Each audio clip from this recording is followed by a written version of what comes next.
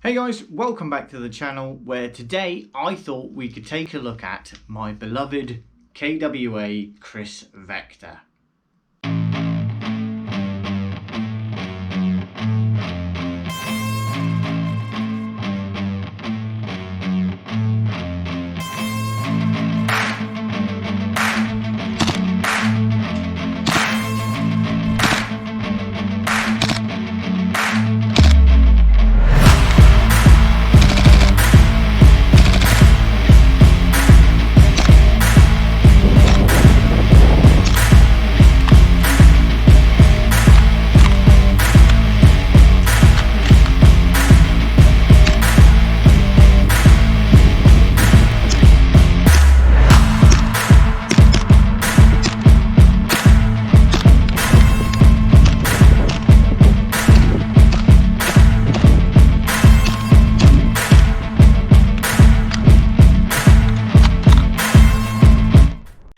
So the Kriss Vector is a platform I would imagine 99% of you are probably familiar with, whether it be through real world application, whether it be through TVs, movies, video games, that kind of thing. I know a lot of sort of low budget TV sci-fi utilize Kriss Vectors as a sort of future tech weapon. Most notably, I can think of one of the last seasons of Agents of S.H.I.E.L.D. from Marvel.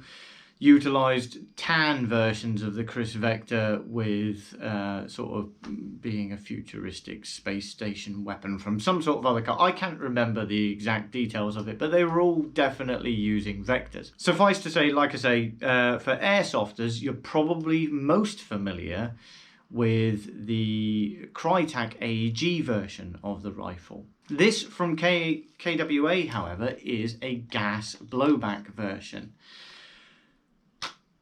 And I love it. I really do. Let's get down to the meat and the bones of this and talk about the rifle. There are flaws with it. I love it, but it's a flawed thing. You can love things that aren't perfect. Look at me. So let's go through the rifle as we always do, starting up at the front. You can see I'm running a tracer on this, which will of course be a 14mm counterclockwise device. But unfortunately, you do need a thread adapter to make this work. The thread is... I forget what the thread is, if I'm honest. I do know it's the same thread that Novridge uses on his SSX and that kind of thing. Because I saw one of their videos about it.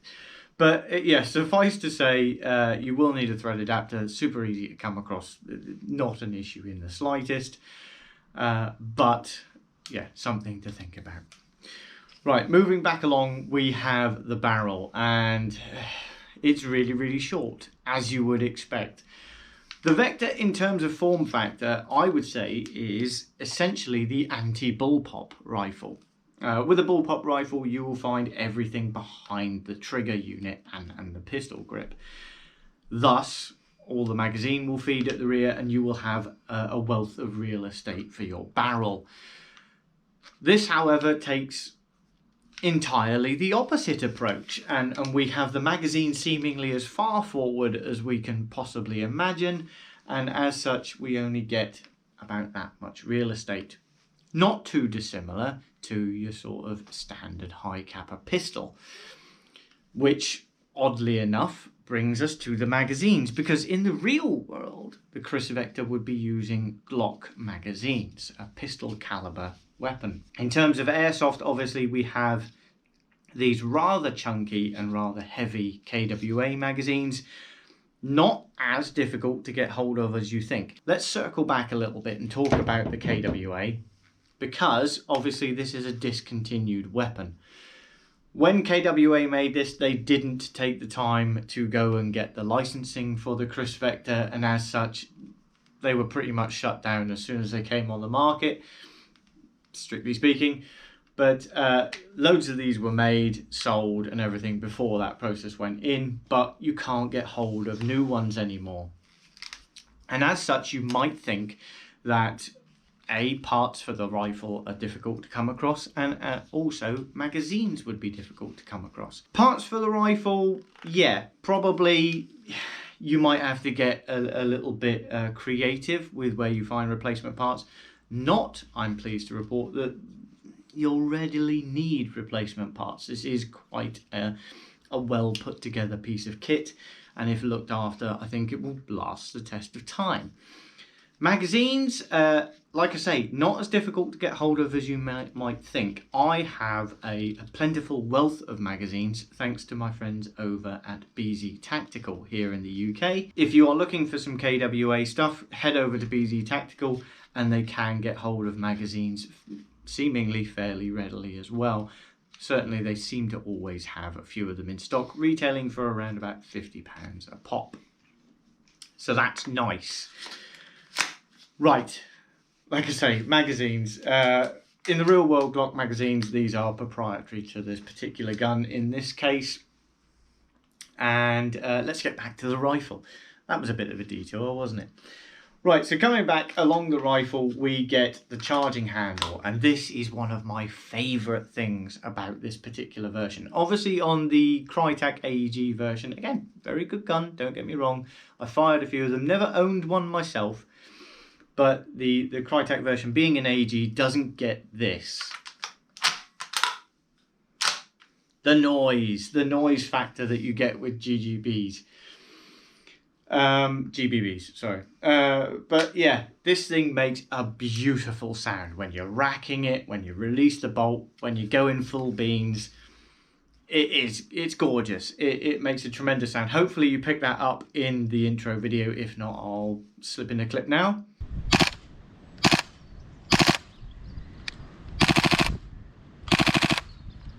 There we go. Yeah, it makes a lovely noise, and racking it is super satisfying. It really is.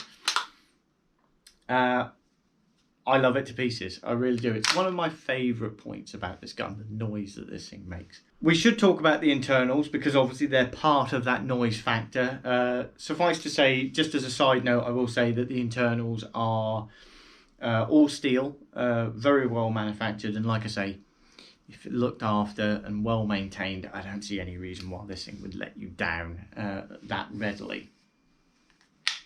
So, moving back, let's talk about the bolt release. As I say, love the charging handle, love the noise of the bolt releasing as well, but it brings us to our first flaw. A flaw that, oddly enough, the Krytac AEG version won't suffer with because it is an AEG. Because this has a working bolt release, this is oddly placed for me. This is down to the ergonomics of the original Kriss Vector. This is not something that KWA have faulted on, so to speak. With the original design, you would have had a vertical grip at the front. Mine, unfortunately, being second-hand, didn't come with the vertical grip, also didn't come with the little inlaid torch that you can get. Just one of the many pitfalls of buying second-hand, which you will have to do with one of these rifles now. But suffice to say, I'm going to have to find a vertical grip. I've struggled on long enough. I'm going to have to either find the exact vertical grip, get someone to 3D print me up one or something like that, or just buy an off-the-shelf, really nice looking one. But it needs to be done. You need it with this rifle because one of the major pitfalls I've found using this is you can't really use the magwell as intended. I know it's got all these sort of nice edges to it and the sort of grippy section here, and it's designed for it, so to speak, but your hand is constantly manipulating either the magazine release accidentally, certainly the bolt release, whether it be the inside of your thumb if you try and hold it a little bit higher up, whether it be your thumb directly. In game, you're twisting, you're manipulating the weapon, you're trying to peek corners. Inevitably, you just end up tapping it. And it's a real bugbear because suddenly you'll just get that sort of dead man's click because the bolt is released forward. You don't have trigger anymore. So yeah, get yourself a vertical grip if you haven't got one with your purchase of your KWA. But yeah, like I say, it's a design flaw in the ergonomics of the gun, I think, rather than it just being a problem with the KWA. As I say, magazine release, I don't think even the magazine release feels too intuitive, because you find yourself wanting to press down on the thing and try and grip and strip in the same movement. It just doesn't feel intuitive to me. With a bit of practice you can pull it off, but you always feel like you're sort of gripping the magazine by just 2 fingers, and certainly these are pretty heavy. It'd be really easy to grip and just chuck it on the floor accidentally, which you don't want to do with gas blowback magazines by any stretch of the imagination, certainly not ones that cost £50 a pop. And there you can pick up my other gripe with this weapon. We'll talk about that in a second. Yeah, so not the most intuitive controls. Again, not KWA's fault, not Krytac's fault, because it will be the same on the Krytac as well. But yeah, something to bear in mind. You've got to like the ergonomics of this rifle to get along with it. Right, coming back to fire selectors and the fire controls. If you've ever looked at a Kriss Vector, you will see that we have essentially 2 selectors. We have the fire selector up at the front, so we can go from single shot.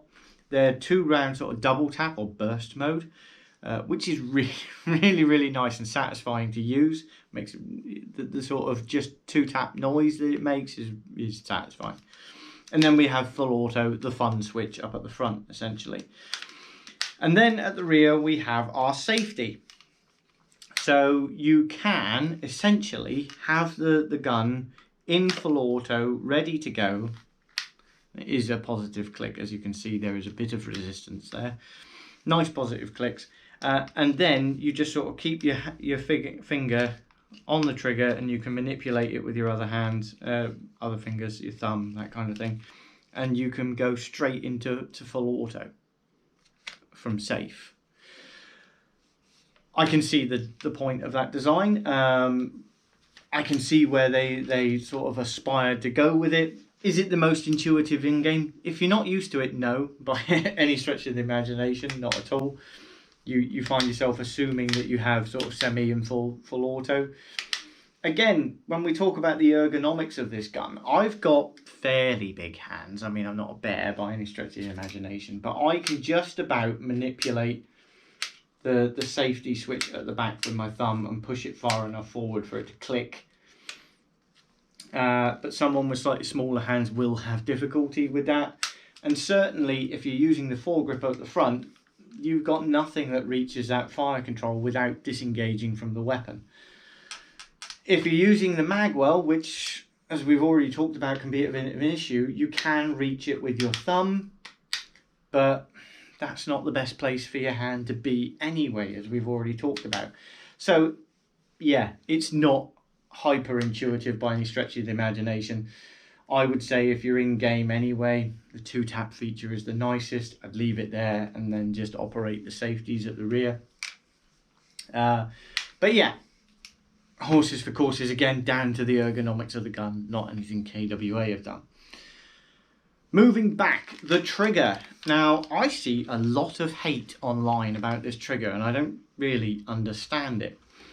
A lot of people say that the trigger is far too heavy, and I wouldn't say it's heavy at all. It's just not. There's resistance there, but that's a mechanical resistance because of the way the trigger unit is designed.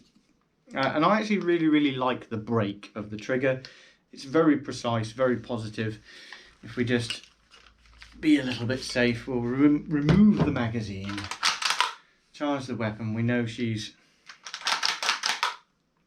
running dry. There should be nothing in here. No, we're all good.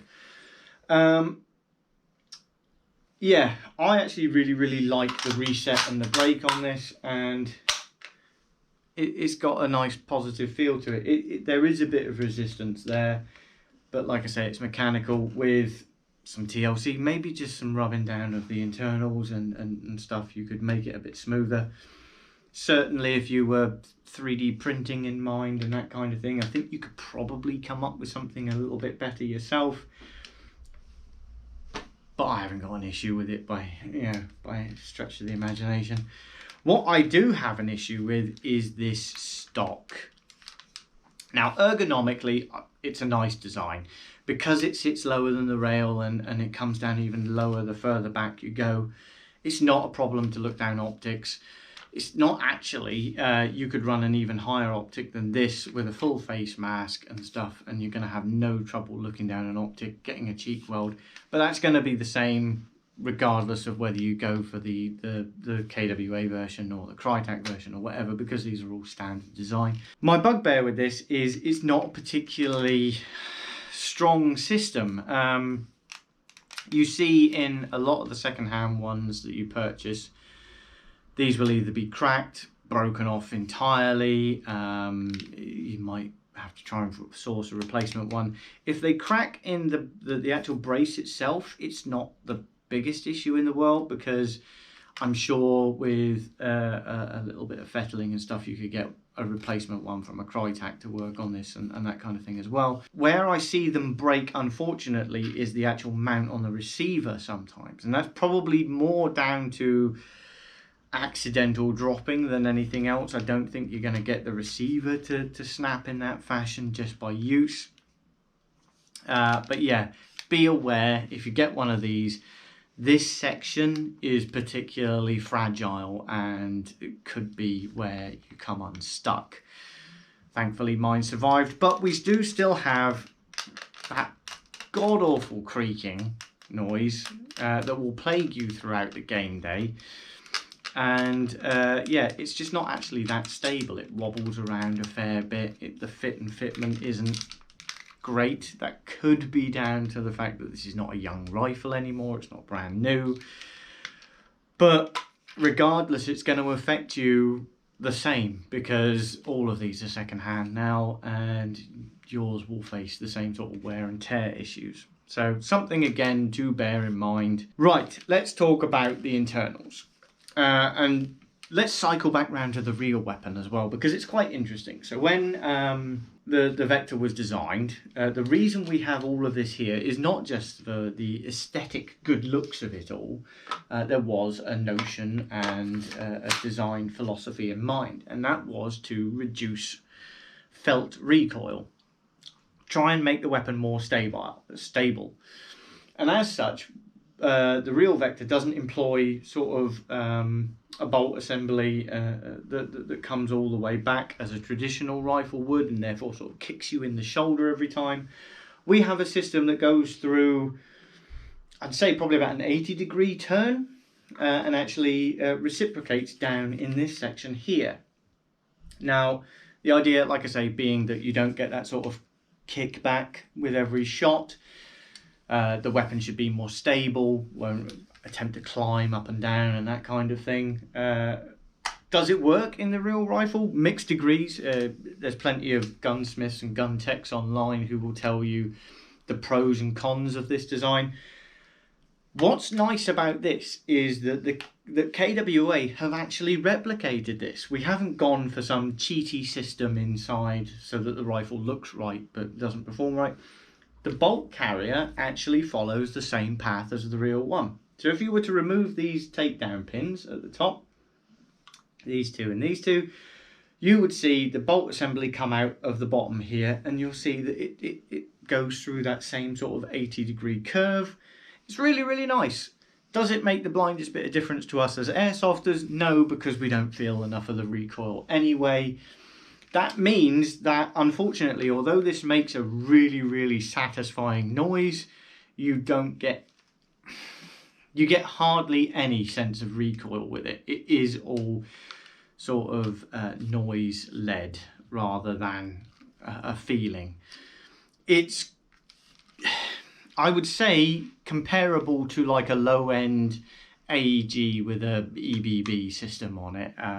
You know, it's something you are conscious is happening and is there, but you're not necessarily going to feel it all the time and not going to appreciate it as much in game days and that kind of thing. But I really like the fact that they've taken the time and the ingenuity to factor this in and make the rifle as real as possible. So, what do I think about it in conclusion to all of this?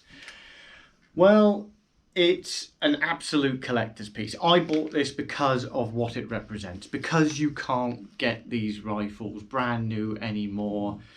They are a collector's piece. It makes a terrific wall hanger. I love the design of the Kriss Vector. I think it's a really, really nice looking piece, regardless of its ergonomic flaws and all the rest of it. It is a bit of a wall hanger, but it's highly usable. I have used this rifle on numerous occasions, certainly in CQB, not so much woodland, although I think it would perform admirably. It's certainly not going to get outranged by everything. I would say it is a better CQB weapon than it is a woodland environment weapon, purely because of that shorter barrel. You don't necessarily feel it in terms of range, but you feel it in terms of consistency, because it's got a particularly short barrel, like I say, pistol-esque. That was a mouthful. It will float BBs out to around the sort of 40 meter mark, but you are going to have trouble consistently hitting that target. A body size target's probably not. It should be capable enough to hit a body size target, but if you're looking, and you shouldn't be looking for that crispy headshot, probably not going to happen with this thing. But yeah, CQB, absolute monster. I love it to pieces. It is a little bit front heavy. Actually, it's a lot front heavy, and throughout the game day you will feel it, but it's worth it for what it is. It's totally different to everything else out on the field. Like I say, you don't particularly want to drop it, especially if it's going to land stock end first. But I don't think you would have reliability issues with this thing. It's very well put together, and with a bit of TLC, a bit of maintenance, the steel components inside will last a lifetime. Magazines are more readily available than you might think. So if you can find a good one, and you will pay a little bit of money for it, the second-hand market for these is pretty strong. A half decent one, and this is probably a half decent one. An A1 condition one would have the torch and the foregrip and everything as well, but a half decent one like this with 1 or 2 magazines, you're probably not going to get much change out of about $750. Really, really nice one, you might pay $850 or a little bit more or whatever. But if you can get one that's just been well maintained, well looked after, doesn't have any cracks or tears in it or anything like that, I think this is a weapon that can serve you just as well as your MP7, just as well as your MP9, well, probably better than your MP9 in terms of reliability and that kind of thing. And yeah, I absolutely adore this thing. I really, really do. It's got a hell of a lot of flaws in terms of ergonomics and design that you might not necessarily get along with all the time, but it's a looker and I like it. I really do. I really do. What more can you say? If you like it, you like it. If you don't, you don't. It's a Marmite weapon. Is it better than the AEG is the question I get asked a lot. Like I say, disclaimer, I don't own the AEG. I've used the AEG on a couple of test shots and, had people use them in the field and who have been kind enough to let me have a go on their AEG in return for having a quick fire with this and that kind of thing. I would say the AEG is probably the easier weapon to use because of the sort of fire controls and bolt release issues that we talked about. Certainly the magazines and stuff will be cheaper and less prone to leaking, obviously, and that kind of thing. But I would miss the noise that this thing makes. I really would. And for me, this gun is all about that noise, that constant clacking that it makes and that kind of thing. Yeah. It's what you want from a gun at the end of the day. Do you want something that performs like an SMG, is a complete bullet hose like the Krytac version, or do you want something that is pretty much a really nice replication of the real steel version in terms of how it reciprocates and that kind of thing, and just makes a really nice noise? Then go for this for all of its flaws with the sort of thumb issues and everything over the bolt release. Go for what you want. It's your game at the end of the day. Right, that's been my look at my honest review of the Krytac Krytac? No, I'm using the KWA. The KWA Kriss Vector. Thank you very much for sticking with me on this one. If it's been of any interest to you in a future purchase, or if it's just been of entertainment to you, then as always, a like and a subscribe is always welcome. And I'll see you guys in the next one. Thank you.